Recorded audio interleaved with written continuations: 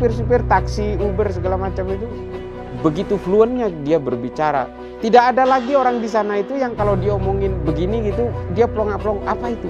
Gimana kalau tiba-tiba ada ideologi transnasional, membawa-bawa nama kitab suci, bawa-bawa nama nabi, bawa-bawa nama Tuhan, ngajak orang untuk jadi pelaku bom bunuh diri, gimana nggak gampang ikutnya. Kalau kemudian rasionalitas berpikirnya secara fitrah itu tidak terbangun dari awal.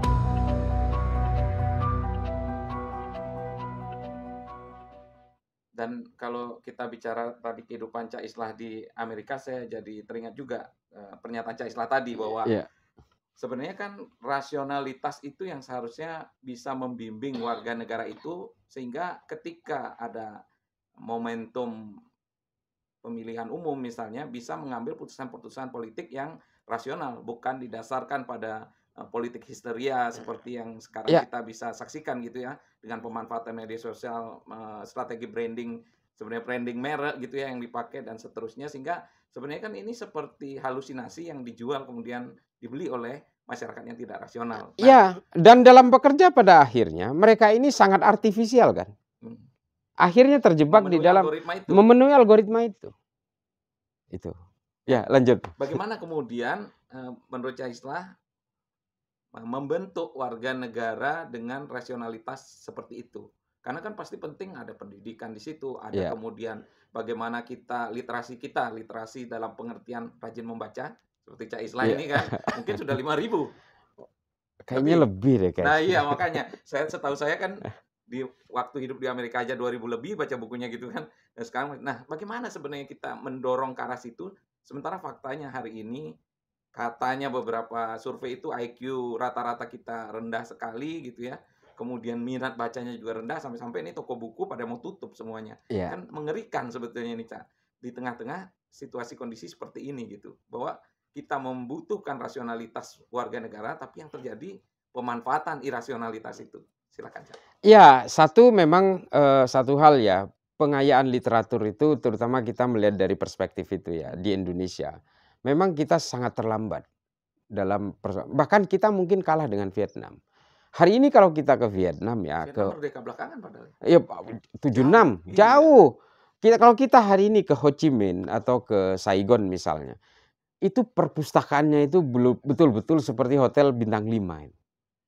Mereka sudah betul-betul well management gitu. Jadi sudah komputerisasi, kita baca literatur apa aja, kita nggak perlu, kita lihat rak-raknya nggak perlu, kita tinggal, saya mau cari bukunya, misalnya, saya mau cari bukunya Orwell misalnya, Animal Farm misalnya, udah dia, oh ada di sini Pak, ini posisinya di sini, dia tunjukkan, dikasih petanya, ini posisinya di situ, itu bagus sekali, dan minat bacanya orang Vietnam itu jauh lebih bagus daripada kita yang di Indonesia, itu satu contoh. Yang kedua, saya pernah di Swedia delay gitu ya.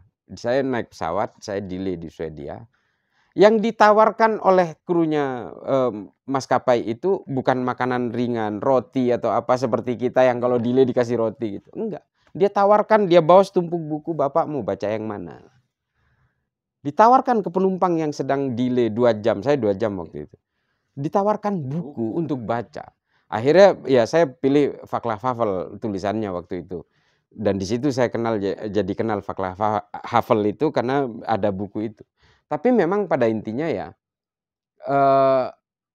kehidupan yang bisa menstimulir orang untuk bisa meningkatkan rasionalitas berpikir, entah lewat baca, entah lewat nonton yang bagus-bagus, bukan TikTok gitu ya. TikTok ini kan mau apapun kontennya, kalau FYP dia lewat aja gitu. Dan ya menurut saya ini nggak bagus juga untuk literasi gitu. Tapi dari pola budaya, dari kebiasaan yang ada di dalam satu warga negara itu akan mempengaruhi dari bagaimana mereka berpikir, bagaimana mereka bertindak, bagaimana mereka berbicara. Kalau kita berbicara dengan orang-orang, saya tidak terlalu tidak over mesmerize gitu ya, tidak mengglorifikasi orang-orang Skandinavia, tapi ngobrol dengan orang Skandinavia dengan orang yang tidak kenal sekalipun, yang ketemu mendadak di dalam bis kota sekalipun, kita ngobrol tuh enak gitu. Karena nyambung gitu. Mereka itu nyampe dengan apa yang kita bicarakan, dan ketika dia membicarakan sesuatu kita nyampe. Itu keren gitu. Itu artinya apa? Tingkat intelektualnya sudah tinggi orang-orang di sana itu. Dan ya mohon maaf ya, tidak ada lagi orang di sana itu yang kalau diomongin begini gitu, dia plongak-plong, apa itu? Enggak. Ya kecuali kalau kita cerita misalnya Purwokerto, bisa pasti dia mereka nanya, where is it gitu kan. Tapi kalau berbicara tentang hal yang umum, misalnya berbicara tentang Point Nemo misalnya, dia langsung ngomong. Itu dia cerita Point Nemo itu adalah titik paling jauh di muka bumi, posisinya di antara Australia dan Peru dan Chile. Cerita dia, itu saya alami sendiri. Di Inggris juga demikian. Supir-supir taksi, Uber segala macam itu begitu fluentnya dia berbicara. Saya ajak bicara, saya ngetes. Di London misalnya ada orang dari sana, dari Gloucester gitu. Dari Gloucester yang, dari mana? Dari Gloucester. Saya ajak bicara tentang Stephen Hawking. Nyangkut dia udah baca tentang buku itu. Coba tuh. Dia buku triloginya Stephen Hawking juga udah baca. Kita paling history of the time. Yang umum dibaca. Ya, tapi, yang paling tipis. Iya, tapi pada intinya adalah ya mereka paham tentang black hole, Big Bang Theory, baby universes segala macam itu mereka udah paham gitu. Nah kita gimana coba? Gimana kalau tiba-tiba ada ideologi transnasional membawa-bawa nama kitab suci, bawa-bawa nama nabi, bawa-bawa nama Tuhan, ngajak orang untuk jadi pelaku bom bunuh diri, gimana nggak gampang ikutnya? Kalau kemudian rasionalitas berpikirnya secara fitrah itu tidak terbangun dari awal. Nah ini memang menjadi PR besar dari bangsa ini. Makanya saya sering cerita gini. Kita ini sebenarnya sudah berada di third wave of democracy sebenarnya. Tapi kemudian karena kita terlambat untuk bisa mengakselerasi sejajar peradaban manusia di negara ini, pada akhirnya kita itu stuck di second wave demokrasi. Kita lama-lama disalib oleh Rwanda. Bisa saja. Sekarang Rwanda itu African Singapore kan. Suatu saat cara hidup kita, cara budaya kita, cara kita berekonomi, bersosial dan berpolitik bisa jadi suatu saat kalah sama Rwanda. Kalau kita masih tetap stuck in a moment. Ini saya selalu bicarakan di mana-mana. Nah, coba kita kan ya betapa bodohnya kita semua. Dunia premanisme hari ini gitu. Ini yang paling faktual. Kita bisa dikatakan takut, bisa juga kita dikatakan permisif dengan hal-hal yang seperti ini. Ini adalah tipologi negara yang betul-betul macet dalam peradaban manusianya. Kita kalau ke Malaysia, ini mungkin ada yang udah ke Malaysia para pemirsa sekalian. Enggak ada itu parkir liar. Enggak ada itu yang namanya ngutip-ngutip gitu. Enggak ada sama sekali pungli-pungli yang ada di jalan itu. Ini Malaysia loh. Melayu juga. Enggak ada sama sekali. Preman-preman enggak ada. Nah ini adalah bahwa betapa terlambatnya kita membangun peradaban manusia. Karena apa? Kita tidak bisa membangun rasionalitas berpikir. Dunia intelektual itu masih berkembang hanya di orang yang itu-itu saja. Pada masyarakat menengah ke bawah, apalagi di tataran kelas bawah, itu masih belum nyampe cara berpikir yang betul-betul rasional itu. Apa ada kemungkinan ini dipertahankan oleh status quo nggak sih? Yang selama ini mungkin seperti Belanda yang kemudian membiarkan Bumi Putra ini tidak terdidik, atau ada kemungkinan seperti itu nggak sih? Karena saya lihat di media sosial misalnya kita bicara ada premanisme, ada parkir, selalu saja ada yang komen 2000 nggak bikin kamu miskin gitu. Ya memang kalau menurut saya ya, negara mana sih seperti negara dunia ketiga seperti kita ini yang tidak pernah dijajah gitu ya. Tapi banyak tuh yang move on dari situasi seperti kita, yang pada akhirnya menjadi lebih dewasa, lebih cerdas, lebih rasional itu banyak sebenarnya. Banyak sekali. Orang-orang, ya ini mohon maaf ya, bukannya rasis saya. Di Afrika Selatan itu kan sebenarnya mungkin ya cara berpolitiknya lebih maju. Tapi memang ada kesenjangan sosial yang kemudian membuat orang-orang di Afrika Selatan itu terjebak kepada situasi ekonomi yang sulit, akhirnya dia kriminalitasnya tinggi.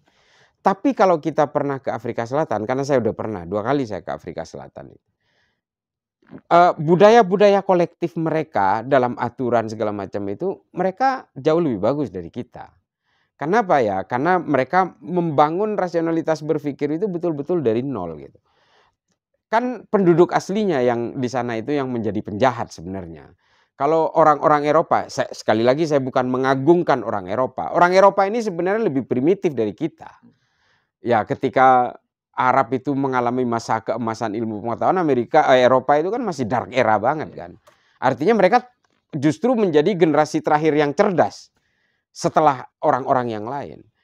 Tapi karena rasionalitas berpikir dan intelektualnya itu betul-betul dipacu luar biasa Eropa itu, sehingga akhirnya orang yang jauh lebih beradab akhirnya tertinggal. Orang Arab itu jauh lebih beradab dari orang Eropa. Ketika orang Arab berjaya dalam kimia, dalam matematika, astronomi, geografi, dan seterusnya, itu orang Eropa kan nggak ada apa-apanya. Mereka itu betul-betul ada di era kegelapan yang mungkin lampu aja mereka belum menemukan. Tumbuhan beracun aja mereka belum tahu. Tapi orang Arab sudah menemukan itu. Ada Abu Bakar Ahmad Ad-Dinawari, ada Al-Kindi, Al-Farabi, ada Jabir Ibnu Hayyan, ada Al-Khawarizmi. Ini kan orang-orang Arab yang betul-betul menekuni bidang-bidang ilmu pengetahuan yang luar biasa. Dan Eropa masih belum melahirkan siapa-siapa ketika itu. Masih belum ada Darwin, belum ada Marx, belum ada siapa-siapa. Tapi kenapa kemudian Eropa lebih berjaya? Ya karena mereka lebih menggunakan fungsi-fungsi dan fitur-fitur rasionalitas berpikirnya. Orang Arab telat di situ. Dia hanya memberikan legasi-legasi ilmu pengetahuan saja. Tapi generasi berikutnya terlambat. Kita kurang apa coba? Borobudur. Zaman dulu bangsa kita ini sudah membuat Borobudur, Prambanan dengan puzzle-puzzle simetrik yang akhirnya ketika dipadukan menjadi bangunan yang luar biasa itu. Itu kan peradaban yang luar biasa kan. Artinya kita itu sebenarnya orang-orang cerdas dan pintar. Tapi kenapa kemudian kita terpuruk sampai hari ini seperti ini? Ya udah, ya itu karena generasi berikutnya akhirnya tidak bisa dibangun, tidak bisa didevelop rasionalitas berpikirnya. Sama, kita nggak ada bedanya dengan orang-orang di India, di Pakistan gitu, yang naik motor ada hambatan dikit, klaksonnya dipencet terus nggak dilepas-lepas, itu memang sangat simpel. Tapi dari situ kita bisa melihat gambaran bahwa masyarakat kita itu sebenarnya sangat high tense gitu ya, terlalu sensitif dengan hal-hal yang seharusnya tidak kalau orang menggunakan logika dan rasionalitas berpikirnya, semua orang terhambat pada saat itu gitu. Nah, cara berpikir yang sangat simplistik seperti ini kita tidak biasa.